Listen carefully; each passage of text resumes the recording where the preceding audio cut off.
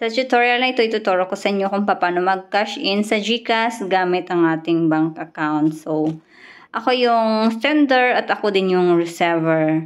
Ito yung aking transaction via Western Union. Uulitin ko, ito ay ang aking sariling bank account, international bank account. So, kahit sang sulok ng mundo kayo ngayon, pwede kayo mag-transact o pwede kayo mag-cash in sa GCash gamit ang inyong bank account. So, ipapadala nyo lang siya via Western Union.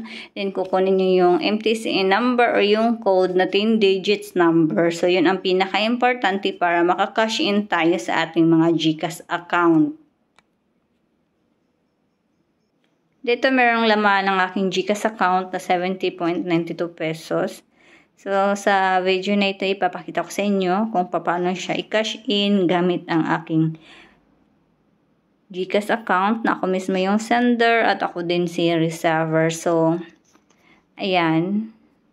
I-click natin si View All Services, then click down, then may nakikita yung others, then i-click nyo siya yung Western Union sa ibaba.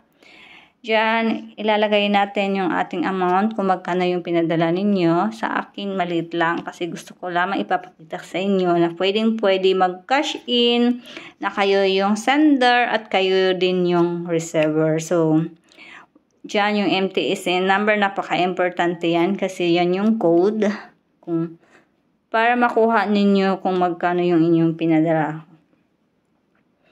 Diyan yung MTSN number, isulat nyo ng maigi, double check nyo, then click nyo Count Revert Philippines Natural.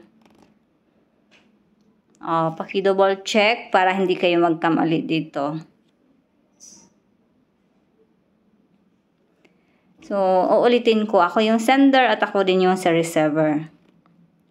Then, next nyo lang, ayan, nag-loading siya. Ayan yung nakalagay, remit via Western Union, yung amount na aking pinadala. Then next. Ayan, nag-loading na naman kasi walang signal. Yun. Ganyan ang lalabas pag nagiging successful ang inyong pinadala. Then, makaka-receive kayo automatically ng text. Ayan, pumasok na siya yung aking pinadala. Kita nyo, meron na siyang laman na 1,280.57 pesos. Yung kanina ay 70 pesos lamang yung laman. So, ngayon, pumasok na agad yung aking pinadala. Yun, napakabilis lamang pumasok sa ating GCash account, ang ating kinash in gamit ang ating Western Union. So, ulitin ko, ako yung sender at ako din yung receiver.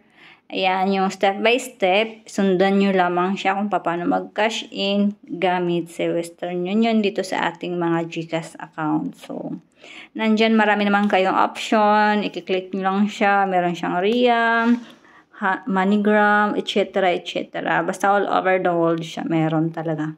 So, napaka-easy ang step na ito. Then, comfortable gawin kasi hindi nyo na kailangan lumabas ng bahay para magpadala. Kung kayo ay may mga GCash account or kailangan nyo ng GCash kasi halos lahat siguro ngayon ng mga tao sa Pilipinas ay may mga GCash account. So, napaka-importante para sa mga Pilipino itong GCash account. So, yan guys, sundan nyo lamang yan yung aking video tutorial na ito. Step by step. Uulitin ko sa inyo na ako yung sender at ako din yung receiver. Thanks for watching.